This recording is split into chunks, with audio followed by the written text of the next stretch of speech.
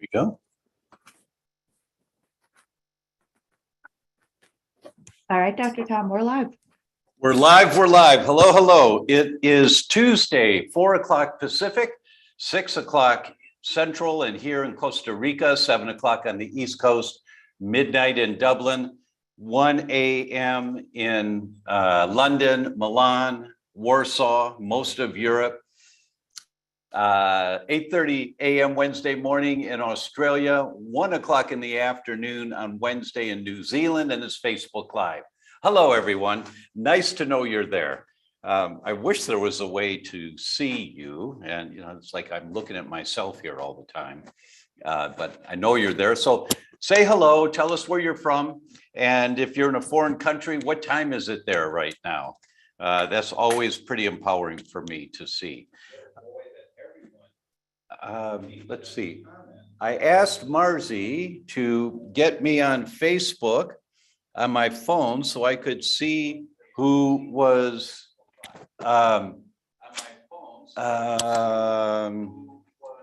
signing in saying hello, and I can't find my phone. What did she do with my phone? Let me see. Hold on a minute. Where's my phone, please? There we go. There we go. Hello, hello. All right. This is why probably some people turn off within 2 minutes of yours, because I'm always trying to get organized. Susanna Bowen's here from Wrench and Rodent. I'm coming to you, Susanna. I have to make an appointment for a week from this Wednesday. I'm going to be in town and I'm bringing a friend there. So thank you for, it's one of the finest sushi restaurants I've ever been in. It's in Oceanside, California. Teresa's here, Doris is here. Thank you so much. Let's see who else is, what countries they're from. Oh, and Susanna from Wrench and Rodent had a question. I purchased megaquinone K27 for my husband, whom is currently taking statin drug Crestor. Was also interested in purchasing carditone, was unsure if okay to do both of them. Let's just see for him. Let's access that. Yeah, that's fine. That's fine. Actually, they'll balance each other. If someone takes too much vitamin K is necessary for the clotting process, and it's something that we all need, is adequate amounts of vitamin K. And cardiotone prevents too much clotting. The ingredients in cardiotone have been shown to be, and I'm going to talk about that a lot tonight, but the answer to your question is yes, it's fine, just fine to do both. Amal's here from Marina del Rey, such a beautiful area in California. Wonderful to see sunsets from Marina del Rey, really quite beautiful there. Virginia's in Corpus Christi. Everyone is signing in says hello from Omaha. Thank you for that. Let's see. Here's Mark from Alberta, Canada. Hi, Mark. James is in Gastonia, North Carolina. Michelle's in Canberra, Australia. It's 11 a.m. Wednesday morning in Canberra. I thought it was 8:30. Thank you for correcting me on that. That's really good to know. And Christina's in Costa Rica. Hello, Christina. Nice to know you're here. And the list goes on. Thank you so much. And I'll keep saying hello to people as we move forward. You can put your questions about your concerns about protecting your family on viruses in the question box, or just type in your questions and we'll put them in a link for me and I'll take a look at them. But one of the questions that keeps coming up, and so I thought I'd start with this one until I've got the link of the questions, is in taking care of your immune system, how do you support your immune system to protect you and your family? And there's no one magic pill that ever is going to do it. You know, there are some supplements, and I'll talk about those. And but if there's a primary supplement that more holistic oriented practitioners talk about than any other, it's vitamin D. That it always helps to support your immune system. And there are many, many, many studies. It's really worth a half hour of your time to go to vitamindcouncil.org That's the website. And there are scientists, true purebred scientists, just keep writing papers about how vitamin D can help with so many different conditions for children, adults, elderly. You can see many, many papers. This site has been there now for a number of years, and so they've accumulated a lot of really good evidence. And when you read it and you read the comments of Dr. John Cannell, who coordinates the site, it just makes sense that, yeah, this is something that's important. And it's not the miracle cure for everything, but sometimes you get miracle results if you have really low vitamin D levels. So doing a vitamin D test is really important. This is the time of year to do the vitamin D test. We're in the late winter now, and this is a time of year when most people have the lowest levels of vitamin D. So you can find out if what you're currently doing is adequate or not. And the dosages, not the dosages, the levels that you want in your blood test, and there's a finger prick test, and we'll put the link in here for that for you. But the levels that you want are above 50, usually somewhere between 50 and 75 nanograms per milliliter. And if you're in Australia or another country, it's a different grading system, but you can easily just go online and say, convert whatever your laboratory's classification system is to nanograms per milliliter. And it does it for you automatically, so that you can compare 50 to 75 nanograms per milliliter is the goal, that people don't get sick usually. It's rare if your vitamin D levels are in that range. And the laboratories will say, well, up to 30, 35 is normal. No, it's not. It's common, but it's not normal. So being above 50 to 75 is the zone where there's less autoimmune disease, there's less viral infections, there's less sick if your vitamin D is between 50 and 75. So that's just one of the supplements that's going to work. I'm going to give you a number of categories here. I think I've put some notes down. It's 10 categories in protecting your immune system for you and your family, protecting and supporting your immune system. And the first one is, of course, and you've often all heard me say this, inflammation is the mechanism for every disease, dis-ease. That's always inflammation. 14 of the top 15 causes of death, according to the CDC, are chronic inflammatory diseases. So you always need to address the inflammation causing the disease. You can't just take a pill for the symptoms, whether it's vitamin D or anything else. You can't just take a pill for the symptoms and keep living the lifestyle that's caused the problem. You have to reduce the inflammation. So you have to identify what in lifestyle is causing the inflammation. It's a basic 101 concept when you're looking at holistic health, big picture balanced health for you and your family. It's 101. It's basic. You have to reduce the inflammation. And the most common source of gasoline on the fire or petrol on the fire is what's on the end of your fork. So what we put in our mouths is the most common source of inflammation, fueling the inflammation. There are many others, and we'll talk about some of them, but that's the most common. So from that perspective, you have to identify what foods am I eating that are likely a problem for me. And the most common foods that people can be sensitive to in my clinical experience is wheat and dairy. And you've heard me talk before, the most accurate tests out there, because tests can be notoriously inaccurate, and doctors are shocked when they follow my advice on that. I always suggest do double blinds. When you draw a tube of blood, draw 2 tubes out of the same arm, and you label it with the patient's name. The second tube you label Joe Smith, and you send them both off to the lab ordering the same test. It's the same blood. There should be the same results, but you're startled when it comes back. And then you have to decide, which one am I going to talk to the patient about?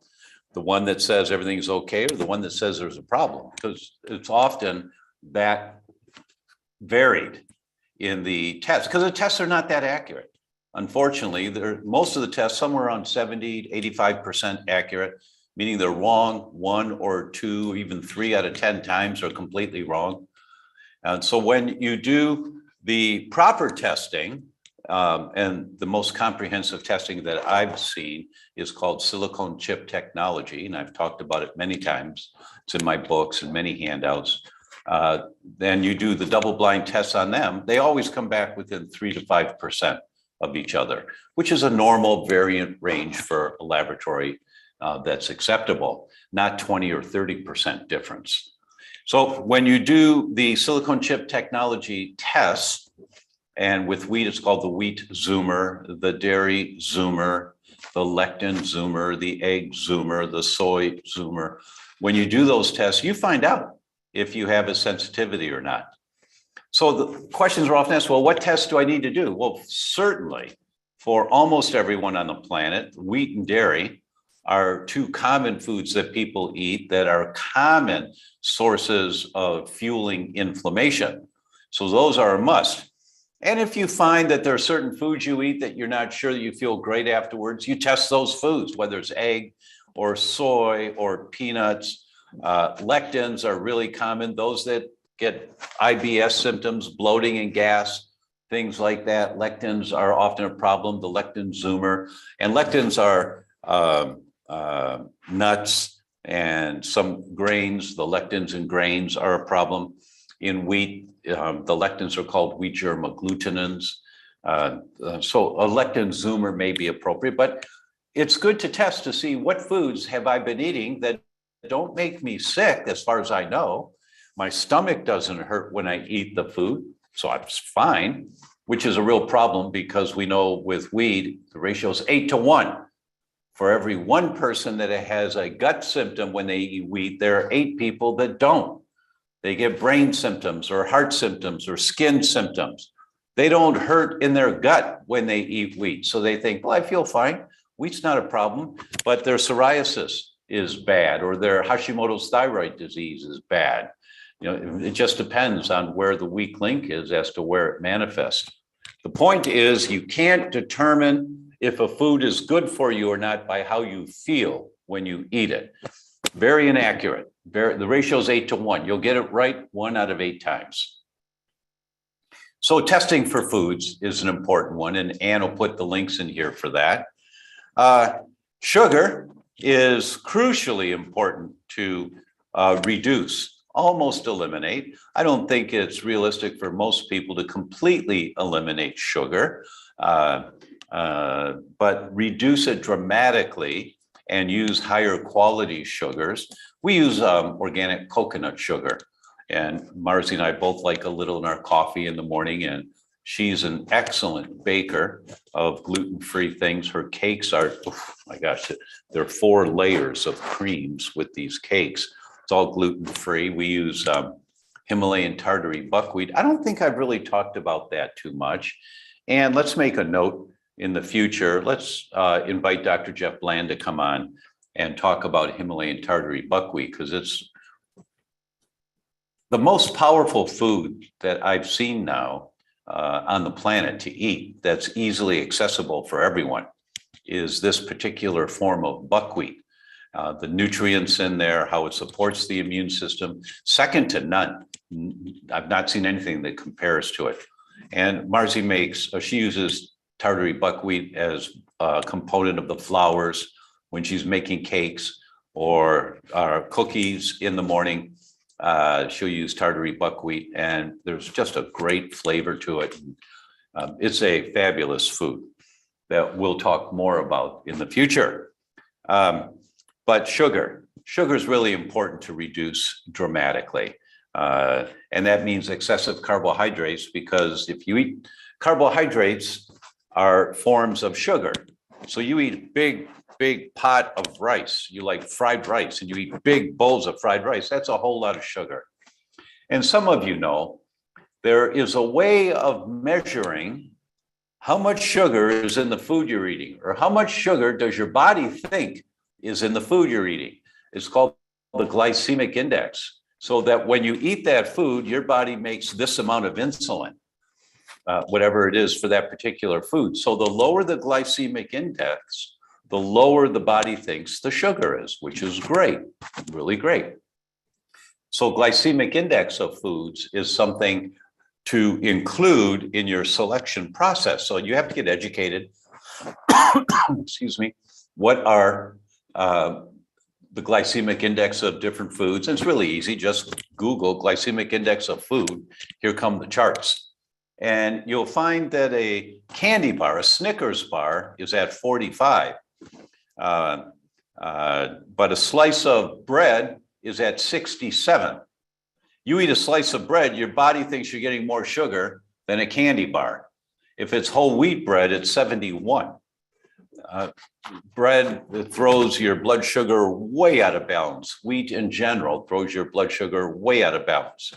That's not the primary reason why we talk about wheat-related disorders. It's really an immune reaction and all of the cascade effects from the immune reaction, but the sugar reaction by itself is enough to be of concern. You eat a bowl of pasta and you've eaten 2 or 3 candy bars, maybe 4, depending on the amount of pasta you ate. So we want to reduce our sugar intake. Next, it's the rainbow diet. Our friend Dr. Deanna Minnick has written so much. Her books are great on the rainbow diet. And she recommends 50 different fruits and vegetables per week, different colors of the rainbow. They're all so valuable to include. And we have a handout on our site, Dr. Minnick's article, and you download the handout and you print it out. And there's 2 pages of about 125 foods, I think it is, and which flavonoids are in each food and what systems of the body the flavonoids help. And you put it on your refrigerator, and when you go shopping, say, oh yeah, that's tangerines, yeah. Oh, purple cabbage, I want to get some purple, because it's things you don't think of. You know, we always go and buy what we're accustomed to buying. But the goal is to get up to 50 different fruits and vegetables, different colors of fruits and vegetables per week.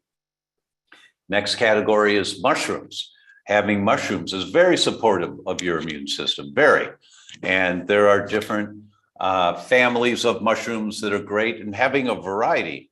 And in many stores now, you know, the white button ones that are commercialized, they're okay. They're not so great. There's not that much to them. I don't know of any dangers from them, but there's not that many immune bolstering factors in the button white mushrooms. But most stores now, you can get shiitake, you can get maitake, you can get shiga. You can get a number of different types of mushrooms in most stores now, and we'll alternate them. You know, anytime we're having I like to make steak for Marzi, and I'll do that probably once every 2 or 3 weeks. You get a really nice cut of meat, and then I'm sautéing onions and mushrooms and garlic in olive oil, and I'll use at least 1 full bulb. Not a clove, a bulb. So it's 8 cloves, 10 cloves of garlic. And I'm sauteing the mushrooms in there in olive oil. And my little secret is I throw a little ghee in there with it. And just let it cook at a slow heat while we're doing the steaks, while I'm preparing the steaks and all that. And they're just fabulous. And they're very immune supporting. So including mushrooms in your protocol is great. Garlic and onions in general are great. When I opened my practice back in 1980, the primary immune supportive piece of nutrition after vitamin D was kyolic, Kyolic. Kyolic is a garlic extract. And it was one of the ways, and still is one of the ways, I'm not asked very often about this anymore, but if I am asked about, Doc, we're going on a cruise, or we're going to Africa, or, you know, we're going to Mexico and I don't want to get Montezuma's revenge. What do I do? And kyolic is the primary thing. You take 2 or 3 capsules of the liquid kyolic every day while you're down there. And we've had many, many people say everybody got sick except for us. Thanks so much. You know, that garlic supports your immune system dramatically. Herbs, fresh herbs like oregano, they're great for you. Basil, thyme, they all have immune supportive properties, some more than others. Oregano is very strong there. Using essential oils, getting a little essential oil mister, and it's such a no-brainer, you know. Every night I check for scorpions before Gio goes to sleep, and I turn on the essential oil mister. And it's usually empty because I set it for 8 hours, so it's, you know, it runs itself dry. But you just, like, I unplug it, go over to the sink, put water up to the line, put 5 drops of essential oil in with the water, put the lid back on, turn it on, and it runs. And all night long, we're breathing a little bit of these essential oils that are immune supportive. Or you can use the oils that are more brain enhancement, or whatever you like, relaxing, anti-anxiety. But essential oils can be a component to help support your family's immune system. Good fats. Good fats are really important. The omega fats are critically important for your immune system function. So having wild caught fish once or twice a week is a great idea. And I'll put the link in here for Vital Choice. I'm still shocked by this, but there's one type of tuna in the world that is almost mercury-free. They used to call it mercury-free, and then someone threatened to sue them because at the atomic level, you can always find anything you look for, like mercury or lead, or in most any food. So they couldn't say that anymore. So now they just say low mercury. But the tuna fish at Vital Choice is called ventresca with a V. Ventresca. It means baby belly. And the salmon fishermen, when they catch their salmon, wild salmon in the nets, sometimes there's tuna. And they'll take the tuna, but the baby tuna, they can't do anything with. They throw them back. But they've died, you know, but they throw them back in the water. Well, my friend Randy Hartnell said, well, wait a minute. We could use the baby tuna. And he came up with the process to harvest the belly of the baby tuna, because baby tuna, they haven't had enough time to accumulate mercury yet in their bodies. So they don't have much mercury at all. So the ventresca is baby tuna. And 1 can of ventresca tuna fish, it's just like any other canned tuna fish, but 1 can of it has 7,000 milligrams of the omega-3s. That's 7 grams. Now, usually for adults, you like to get somewhere around a gram to a couple grams a day. Up to 3 grams is really safe for even people that have blood clotting problems. 3 grams a day have been shown to be safe and not a risk. So having omega-3s in your diet are great, but 1 can of this tuna is all of the omega-3s, the brain building essential fats, omega-3s for a child for a week. So Gio eats this tuna, maybe once a week we give it to him, you know, and he'll eat maybe a third of a can of it. If he eats the whole can, I'm really happy. That you don't want to give him that every day. That would be a lot of essential good fats every day, maybe too much. But, you know, once 1 can a week is great. I'll eat a can of that tuna fish by myself. I love the taste. I'm really happy to have tuna fish sandwiches again. We have gluten-free French rolls, and I slice it and I toast it. And then I chop up pickles and mix it with the tuna fish with a little bit of aioli dairy-free mayonnaise. And I put it on the French roll, and it's just, reminds me of the old days. You know, I like it a lot. But good fats, fish are a critical component for that. Next on the list of supporting your immune system is exercise.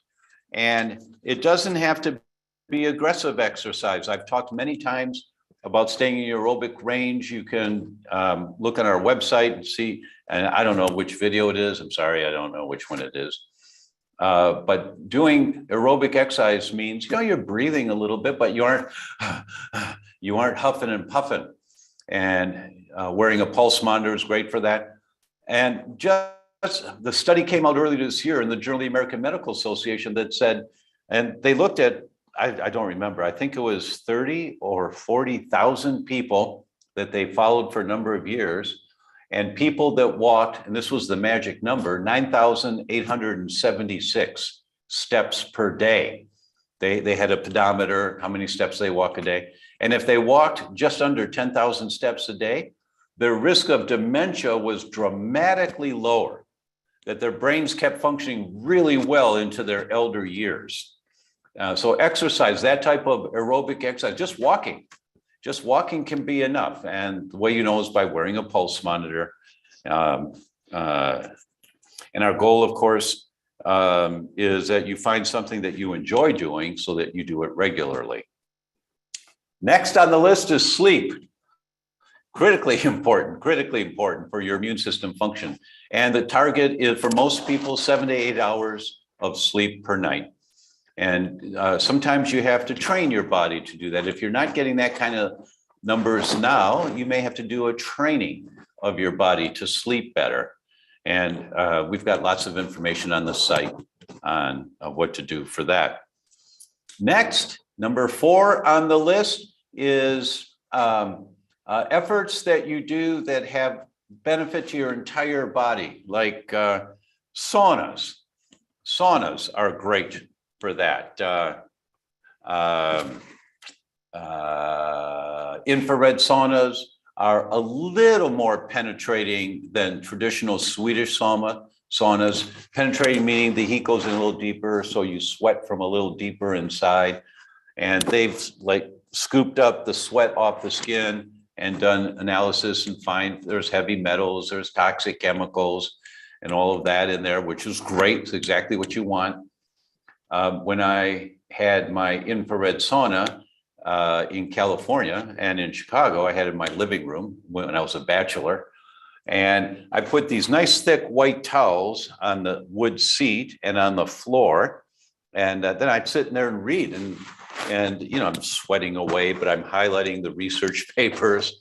And when I couldn't keep dry hands by wiping my hands off on the towel, and I couldn't keep them dry anymore, and the paper's getting wet. That's all right. That's enough. I'm done. And you know, but infrared saunas are excellent for you. Any type of sauna is excellent for you. And the other extreme, cold.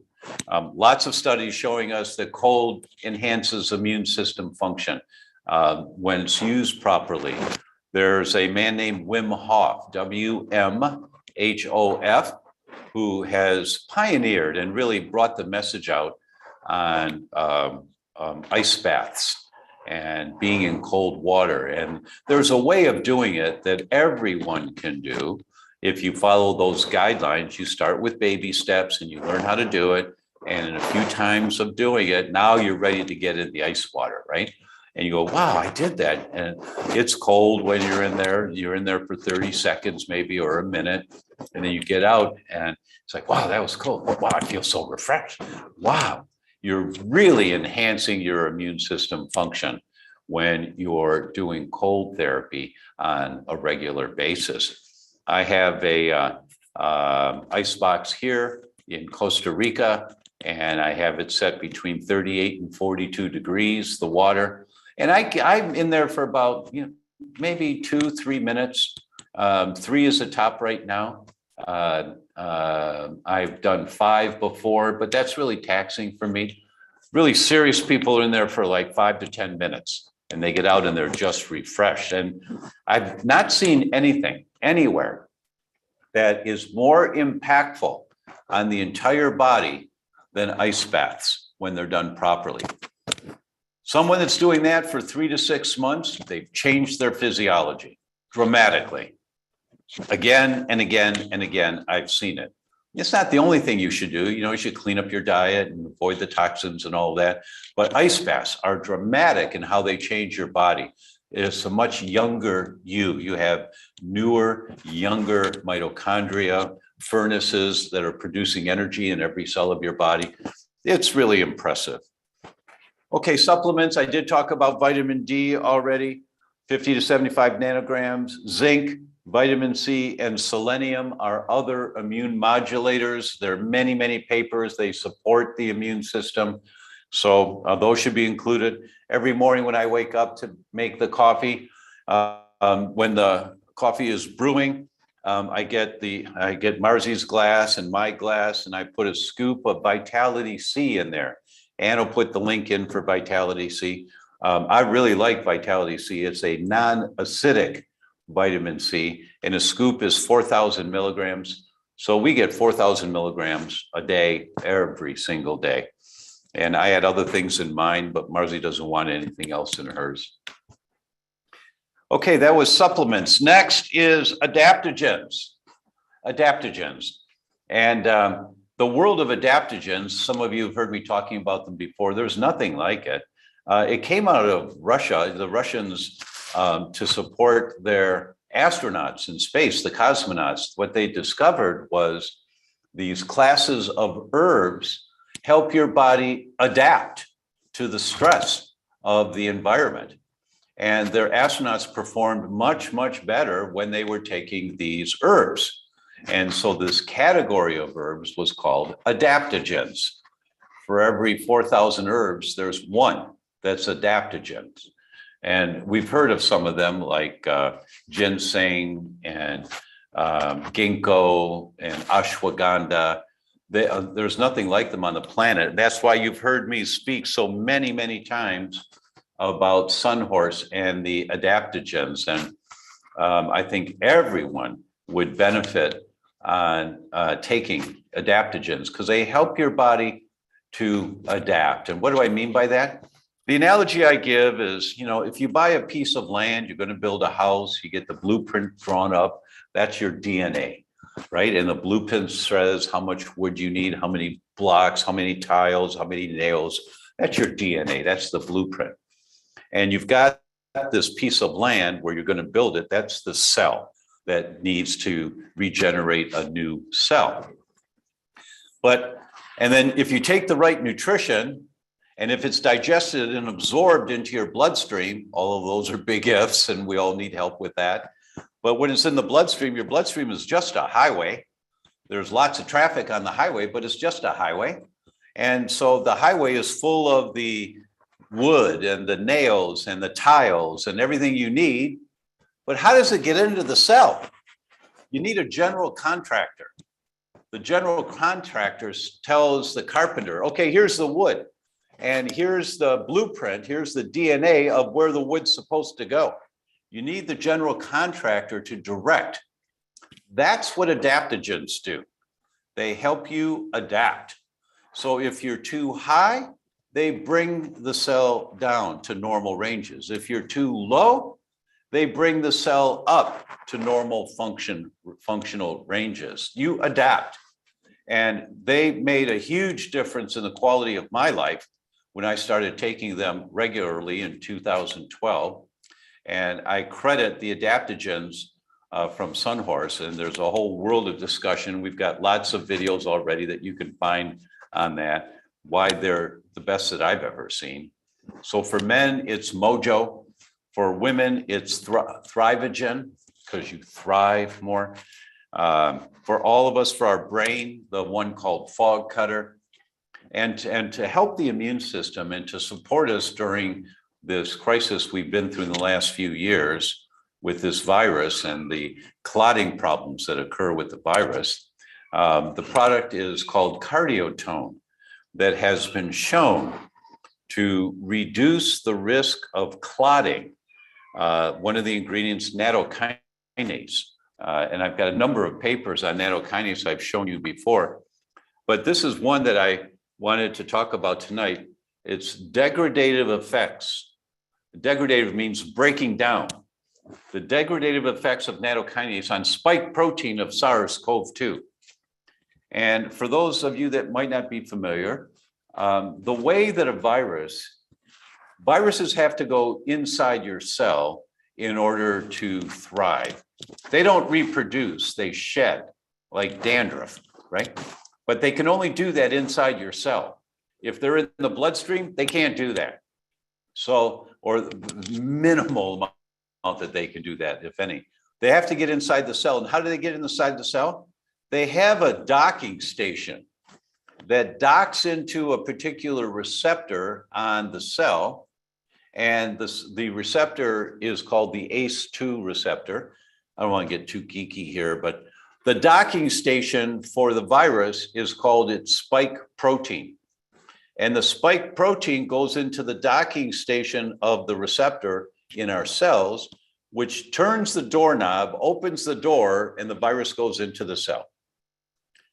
Nattokinase digests the spike protein so that the virus loses its docking stations and it can't get inside the cell.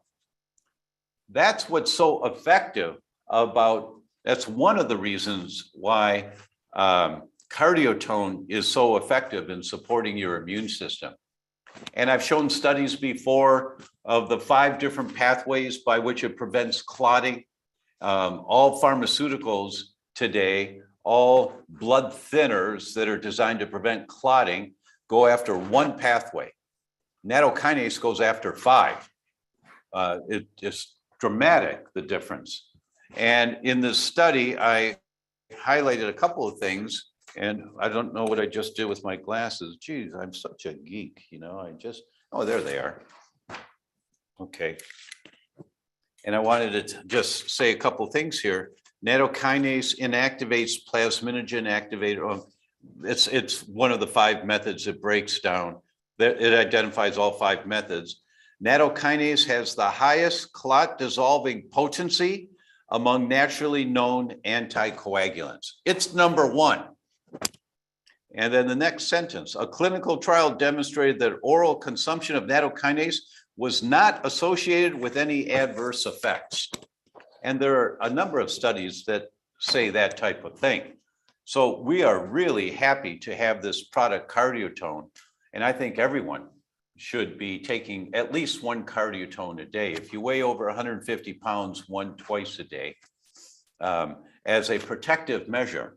And it lowers cholesterol, it lowers triglycerides if they're too high, it stabilizes insulin sensitivity, brings up your insulin function, reduces insulin resistance so that your blood sugar stays more stable. There's lots of benefits to the ingredients inside of Cardiotone. So I would suggest everyone try a couple of bottles of Cardiotone and just see what you notice with that. Next, after the adaptogens, IgG, and we'll put the link in here to meta IgG. IgG immunoglobulins are proteins that help your immune system to fight whatever is coming in that's not good for you.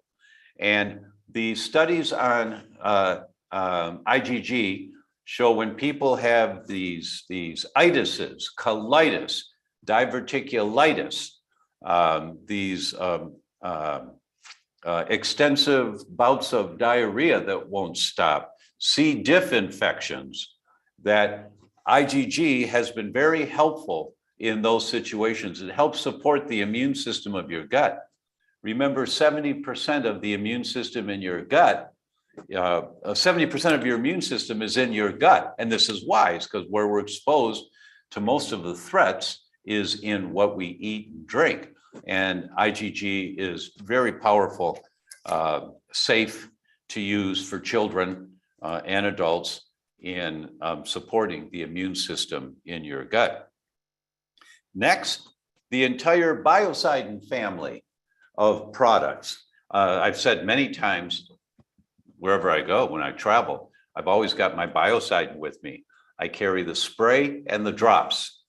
The spray, when I get on an airplane, right away, and I go up each nostril. And it's like, whew, whew. But now I've got protection. And the drops, I put a drop on my tongue, and depending on whether I think I've been exposed to some sick people or not, I may do it every waking hour, or I'll just do it once a day. But I always take Biocidin daily when I travel to help support my immune system. And Biocidin, the family of products, there is the spray, there are the liquid, There are capsules. I don't use the capsules so often unless someone's got gut problems that we're not getting results with anything else, and I'll give them the capsules also. But they also have a family of products for the oral health, for the microbiome in your mouth, and their toothpaste.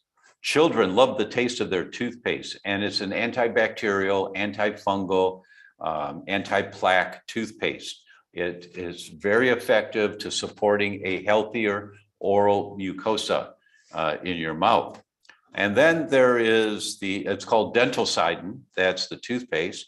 And then there's Dentalcidin LS, which is a little pump, and you do 2 squirts of that, swish it around. I have that, we have that in the shower. So when we get in the shower, you get under the hot water. I just, a couple of pumps of that, and I'm swishing it around in my mouth. It's a really good antibacterial. Gio likes the taste of both the toothpaste and the LS, the pump spray. Next, increasing good stress to increase autophagy. So increasing the good stress in your life, that's exercise. That's a primary way of doing it. And the other way that we really haven't elaborated on too much, and I look forward to doing it in the next few months, more information for you on this, is on the timing of food that you take in. You know, you can use the word fasting if you want to, but it's really not designed to be fasting. But the science is extremely clear. I now have 48 studies. I'm on the medical advisory board of the main company that has been doing the research, and their research, I mean, first class research at Harvard or UCLA. They're spending millions of dollars on research. I think it was something like 20-some million dollars in the last 2 years funding research studies to show the benefits of the timing of food you take in. And we learned this way back when we read the Blue Zones. And for those of you that are not familiar, it's the one book that everyone should read that wants to be healthier. It's called the Blue Zones, because there are these places in the world where a large percentage of people live into their 90s, over 100, on no medications, fully functional, walking up the mountain after the sheep and the 50-year-old researchers can't keep up with them, you know, stories like that. But they found that there's 9 features of these communities around the world that have high rates of high percentages of people living into their 90s and over 100. And of the 9 features, feature number 2 is called Hari Hachibu, which means eat 20% less. And so what some of my friends do, and it's a great idea, is they tell their patients, buy new dinnerware, get smaller plates, get smaller bowls. You'll eat 20% less if you have a smaller plate or a smaller bowl. But Hari Hachibu was an introduction to the concept of not fasting, but limiting your food exposures. And an easy way to do this, you work up to it. You don't start with these numbers, but the goal, and it may take you a few months to get there, the goal is eat all of your food within 8 hours in a day. Not so much for children. Children need to be fed regularly because they're growing so fast. But for adults, the goal is to get to eating all of your food within 8 hours. And when you do that, you increase the cleansing system your body has to get rid of the old and damaged debris. Mrs. Patient, you have an entire new body every 7 years. Every cell in your body regenerates, every single cell. How does that happen? Well, you have to get rid of the old and damaged cells to make room for new cells. That's called autophagy. That's the word for it, is getting rid of the old and damaged cells.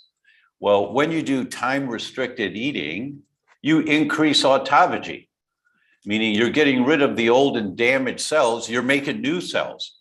So they're newer, younger, stronger, functional cells. And it works for every single person that develops this lifestyle habit. It may take you a couple of months to get there. You may start with 10-14, try to get all of your food within 10 hours. You may start with 12-12. It doesn't matter where you start where you start. But the goal is to get to 8-16. That's a manageable goal. And some people do 7-17, that's okay, or 6-18. That's harder to do in lifestyle, but you do what you can. But a good goal is 8-16. Eat all your food within 8 hours. And then, of course, the quality of the food that you're choosing, everything that we just said a minute ago, comes into play there. So those are the 10 basic concepts that I wanted to start off with here to see, to give you, so that you can be thinking about these concepts. And you start working with one at a time. You can't do all 10 of them. Do what you can, do what resonates with you. And then you'll come back and watch this again. And then you'll do the next one. And then you'll do the next one. All right, let me see if I can find the link for the questions here. Lynn asks, are bananas okay? Yes, they are, Lynn. But some people are sensitive to, if they have blood sugar problems because they grew up with Kit Kats and Mountain Dew, like I did. So my blood sugar was not stable for many years. And in those kind of cases, any food that you eat that's higher in sugar content can have a detrimental effect. So if your insulin resistance is high, your insulin sensitivity is low, you really shouldn't eat too many bananas. Well, how do you know? Well, you do a fasting blood sugar level and a fasting insulin level. It's a really simple, inexpensive blood test to do. Everybody should get it done next time you go to your doctor, insulin and blood sugar. And then you get the numbers and you go online and you type in HOMA, HOMA. And it's the short, words for a geeky long term, but the HOMA formula will come up online, and you plug in glucose and you plug in insulin, push the button, and there's your HOMA score. And if you're above 1.5, you've got insulin resistance. You want to be below 1.5. And so your HOMA score may be at 4 or 5 right now, which is not great at all. It means you're borderline going towards diabetes, or you're already diabetic.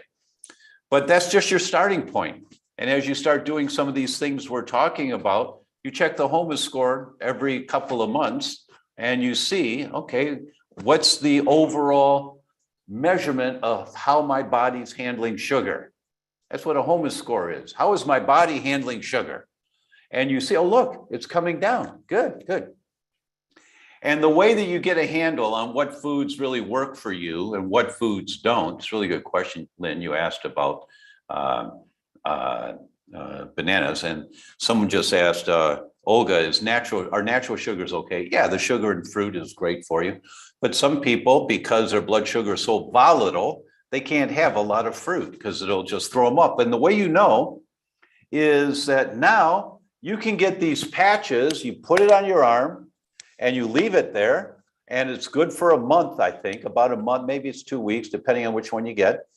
And you get an app on your phone and you just turn the app on, you put it up to the patch, and it tells you what your blood sugar is right now. Whoa. And so you check your blood sugar when you sit down to eat. Oh, it's at 84. Good. That's a good blood sugar. Good. Okay, it's at 84. Then an hour later and 2 hours later, you check it again. An hour later, it's at 106. Okay, well, it's going to go up a little bit. But 2 hours later, it's at 140. Whoa, whoa. So when I ate ... a couple of hours later, my blood sugar spikes. And then it's going to crash after that. It always does. And so you start measuring your body's response to whatever food you're eating in real time. So you get one of these blood sugar monitoring devices. And you don't need a prescription to get it. Your pharmacy has them now. And you just, put it on, get the app, download the app. And this is real-time information, inexpensive, and you'll learn what your body compared to your husband's body or your child's body does with the same serving of the great meal that you just prepared. And you're going to find that somebody in the family responds negatively to eating rice. Rice is a carbohydrate, especially white rice. It's a carbohydrate, it's a sugar. 3 out of 4 people do great, but one person goes boom 2 hours later. And you'll find out. You'll find out how your body is responding to the foods that you're eating. Now I'm looking for the link here where Ann posted all the questions. What medicine is good for Epstein-Barr virus? Olga's asking. You have to find out what's wrong with the immune system. Where is the immune system being suppressed, Olga? Having Epstein-Barr in your system is not a deficiency of a medicine. It's an insufficiency of immune function. Okay, I'm still looking for where is the Q&A? Yes. I'm looking for the link, and I'm there we go. There we go. Okay, here we go. This is Susanna. Susanna from Wrench and Rodent. Oh, Susanna, I look forward to meeting you. I have to call tomorrow, and or I can ask you, Susanna. I need reservations for 2 on a week from next Wednesday at 7 o'clock. So I'll still call though. Jill says, hi, Dr. Tom. My GI doctor told me I have functional dyspepsia. Is there anything I can do to stop getting stomach pains every day? All of the testing is normal. Well, Jill, it's going to depend. Yes, of course, there's something you can do. But what is it? It depends on what test your doctor has done. Did they check for Heliobacter? That's critical. Number 1 on the list is a Heliobacter infection. Functional dyspepsia may be caused by increased pressure in the stomach, meaning bloating will cause more pressure in the stomach if you're not making enough digestive enzymes. So it may be appropriate to take some digestive enzymes, but I would do stool analysis first to see what kind of digestive markers you have going on. So that is the gut zoomer, and we'll post the link for that to find out what's going on in your gut. That's the first thing I would do. And I would also check for Heliobacter infection. And there's something called an open ileocecal valve. And it can cause dyspepsia, or a functional hiatal hernia can cause dyspepsia. And that can be associated with your spine. So you really need a functional medicine practitioner for this. But there's something in lifestyle, or there's something in your current inner environment that is creating this problem, because you don't have the pain all the time. You said you've got it every day, but if it's a functional problem, so it's not a diagnosis of dyspepsia, it's functional dyspepsia, which means it comes and goes. What if you've had a brain bleed rather than a clot? NADL still okay? Yes, but you would want to check your clotting factors in your blood first. You want to make sure that you have adequate amounts of clotting factors. With brain bleed, sometimes you don't have enough clotting factors. And so now the thing about nattokinase is that it brought all levels within normal range. If people were too high, it didn't bring them down to where they went too low. It brought them to normal range. If people were too low, it didn't bring them up to where they went sky high. It brought them up to normal range.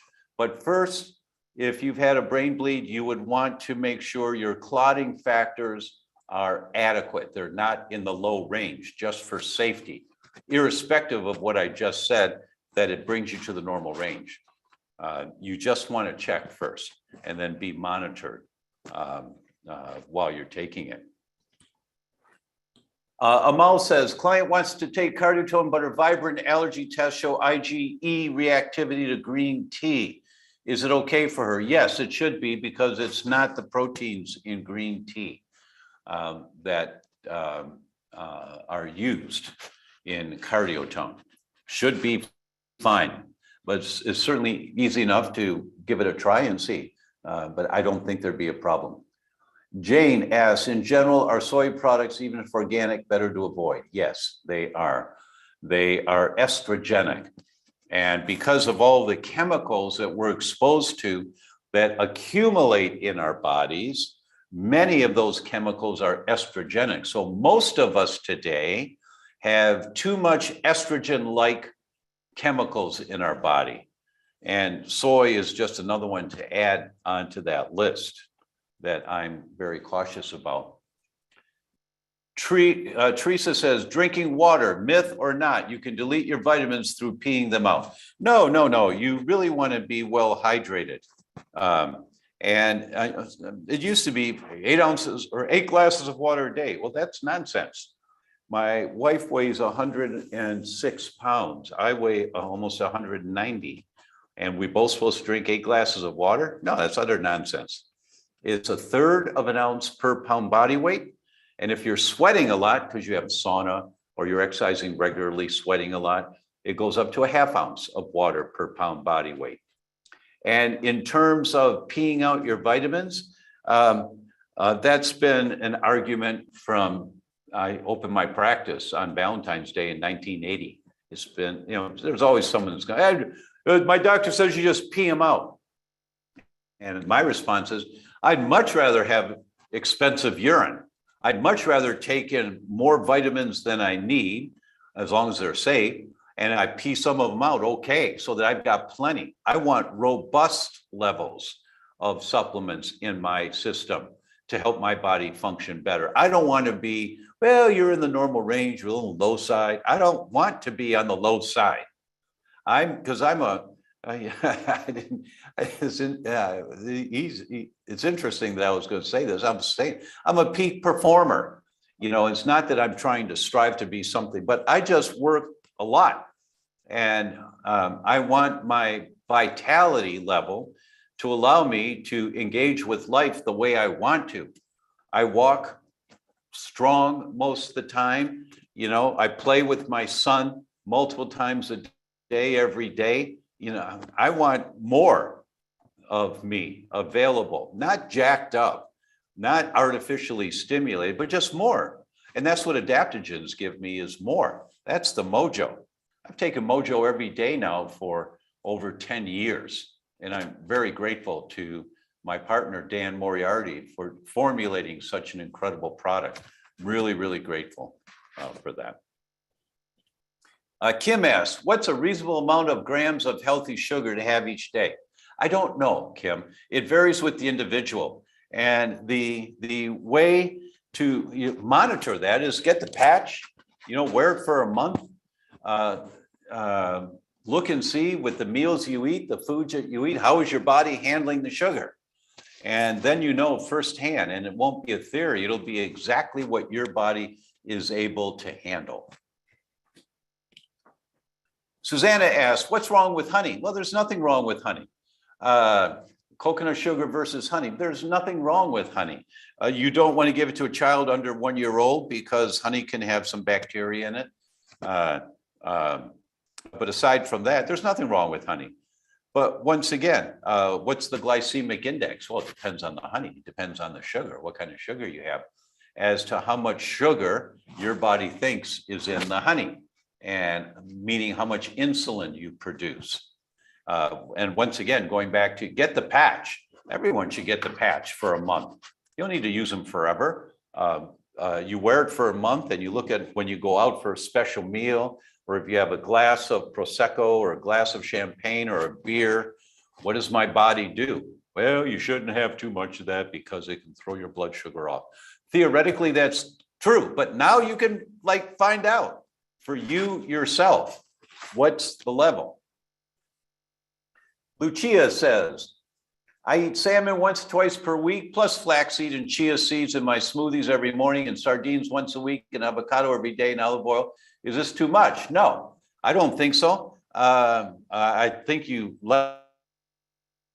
but the way you can find out if it's too much is you do the omega-3 index test, and Ann will put the link in here. It's a finger prick test, and you poke your finger, put a drop on the card, let it dry, put it in the mail, send it off, and they come back and they tell you how many omega-3s are in your red blood cells and how many omega-6s. Is there too much omegas in your system? So you'll see right away. It's a very simple, inexpensive test to do that will give you the answer, Lucia, to that question. Hasman asks, how often do you do then a week, the ice bath? Oh, 3 times a week is plenty for me. Some people will do it 5 times a week, but they're the diehards, nothing against them. And they're just, and you see people, you meet someone that's been doing ice baths 5 times a week, and they're always like, hi, how are you? Oh yeah, life's good. You know, their body is like this. And and I don't mean animated, but it's strong. It's present. And that's what happens. Your nerves get stronger. Your blood vessels get more elastic and stronger.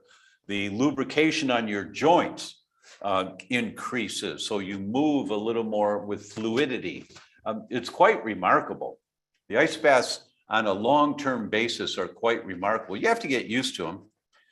My first mentor, Dr. George Goodhart, used to talk about hot, cold, hot. And that's what he did every day of his life. And in his 80s, he was as spry as can be. He bought a new red Corvette convertible car every 2 years. The dealer for a lifetime, you know, Dr. George would come in and he knew, no, George got one last year, so it's going to be this year. And he always got one ready, you know, because Dr. Goodhart was going to come in and he kept them. He had a library, a garage of these beautiful Corvettes, but he was in his 80s. But he did hot, cold, hot. What does that mean? Take a nice hot shower, lather, you know, do what you do, and then have the shower beat down on your mid-low back area around the kidneys. Your adrenal glands sit on top of the kidneys, and you reach around behind and you turn it all the way to cold, and you just focus on your breathing for a couple of breaths, and then turn it back to hot. Always start with hot, always end with hot. Hot, cold, hot. Hot relaxes your muscles, brings blood flow into the area. Cold, shuts it down. Hot opens it up again. So you're putting more blood flow into those adrenal glands and into those kidneys, more flowing, more flushing. And George did that every day of his life. Hot, cold, hot. And so that was my early exposure to the concept of cold therapy was in 1980. Well, he probably told us that in a seminar, 79 or 78. Before I got out in practice, I was studying with him. Can Marzi give a recipe to gluten-free French roll? Oh, Susanna, she doesn't bake those. We buy them from a bakery here. Let's see. Are adaptogens mushrooms? Mushrooms are adaptogens. Some of the, mushrooms are adaptogenic, but there are many other herbs besides mushrooms that are adaptogenic. Marla asks, MTHFR, impact on the immune system and what to use to support for those people. Yeah, and what this question is people can carry a gene that doesn't allow them to use the B vitamin, folic acid or folate very well. And if that's the case, their detox pathways are not good. And that means toxic stuff accumulates in every cell of their body. And it's really, really common. It's a very common cause of miscarriages, by the way, and abnormal pap smears. But having the gene doesn't mean you have the problem. Having the gene for Alzheimer's doesn't mean you're getting Alzheimer's. Having the gene for breast cancer doesn't mean you're getting breast cancer. What it means, if you've got an undesirable gene, is that if you pull at a chain, it always breaks at the weakest link, one end, the middle, the other end, your heart, your brain, your liver, your kidneys. If you pull at a chain, it always breaks at the weakest link. And so if you pull at the chain too hard with an MTHFR, you aren't going to use folate very well. And then you get all the detox problems that are associated with that. So carrying the gene doesn't mean that you have to do anything special. Take this or take that. And many doctors, oh, you've got the MTHFR, you have to take this. Well, you know, it's a good idea to take it, but you don't have to. What you have to do is check and see if that gene is expressing itself. How do you do that? A simple urine test called organic acids. And we'll put a link in here for you. Organic acids. And a couple of the markers on the organic acids test look at how your body is using folate.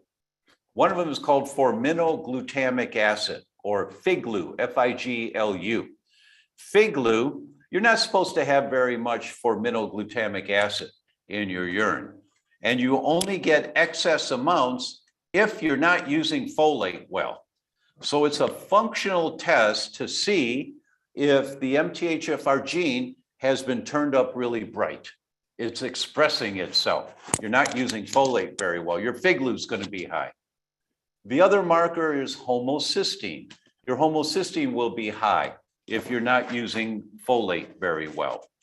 So you do an organic acids test and you do a homocysteine test to see, are these markers high? If they are, then you take the action for an MTHFR gene, which is taking the forms of folate that are easier to digest.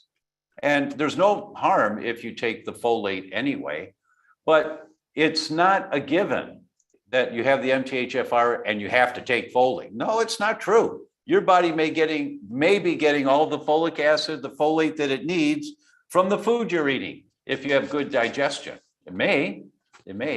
It's always better, test, don't guess. It's always better to confirm if that gene is expressing itself. And if it is, then you take the folate, and it only takes a week, 2 weeks. So you wait a month and then check again. And is that FIGLU down in normal range now? Then you're safe, then you're in good shape. And then maybe once a year, you check your FIGLU, the organic acids test, to see is that gene expressing itself or not. But that's the way to work with genes, is if you carry an undesirable gene, and most of us do have some, you find out, is there a marker that will tell me if this gene's expressing itself? Like with the breast cancer genes, of course there is. You look to see how your body's metabolizing estrogens. There's 3 different types of estrogens and 3 different pathways by which they can go down. And so you do a comprehensive hormone test to see, how is my body metabolizing estrogen? If you have the Alzheimer's gene and you look to see, is my brain on fire? You do the neural zoomer plus, and you see, is my brain on fire? Then you know, okay, I need to really calm this one down right now. So that's how you deal with genes, my recommendation. Are essential oils safe with pets? Yeah, as long as they don't swallow the bottle, sure. As far as I know. But the real guru on that is my friend, Dr. Eric Zielinski. And he's got a couple of books out, and we'll put a link in here for you to Eric Zielinski's. He's got courses on essential oils. He's our go-to guy. When Gio was sick about a few weeks ago, I called Eric and said, hi, how are you? How's the family? Listen, my son's sick. I said, oh, no problem, Tom. I'll do this, this, and this. And we did, and Gio was fine the next day. But Eric's my go-to guy, Dr. Eric Zielinski. Quincy. Oh, Quincy. This is our Quincy in Iowa. Hello, Quincy and the entire family. Hope you guys are doing great. How about supporting the immune system in children? We eat a fairly clean diet and supplement with vitamin D3 and K2. Our older children have used the sauna, but what about contrast showers similar to ice bath for younger children? What would you say are non-negotiables to protect the immune systems of children? Really good question. The non-negotiables are don't throw gasoline on the fire. So keep sugars to a minimum. It would be a little bit of an expense. I don't think they're much at all. I honestly don't know what the patches are to monitor blood sugar. I think they're about $150, but I don't know for sure. And that's for a month's supply. I'm just not sure. Sorry, don't know about that. But if you monitor a child's blood sugar with the foods that they're eating and the times they're eating it, that's certainly a great idea. You might learn a lot from that. Giving a little extra vitamin C, the vitamin D and K2 is excellent. Way to go on that. Always good to test at some point, finger prick test on the vitamin D. And this is the time of year when it's really good to do that because most people's vitamin D is at the lowest at this time of year. Okay, I just got the hook. Oh, it's 10 after the hour. Oh, thank you, Ann, for letting me know. Yeah, so I like doing this. I hope you guys enjoy this. Let me know, send me a thumbs up or something. You know, I look through all of this after we're done. But I hope you enjoy this and please let your friends know about it. Thank you so much. Oh, here come the thumbs and the hearts and things. Thank you guys. That's really nice of you. It's a pleasure to do this. And we will see you